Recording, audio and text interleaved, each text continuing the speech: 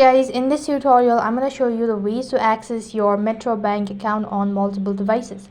So in order to access your Metro Bank app or account on multiple devices, all you have to do is make sure to watch this video till the end and follow the instruction as guided. Now you can find out which operating system you have on your device by checking your device information in the settings.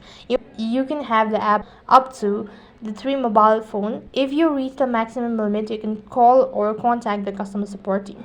All you need to do is, in order to access your Metro Bank account on multiple devices, first of all, you need to make sure that you have already registered your account, and then you have to basically install the application on the particular device where you actually wish to access your account, and press the login button and log into your account. That's basically how you can access your Metro Bank account on multiple devices.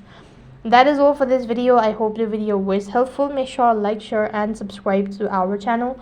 Thank you for watching. See you in the next video.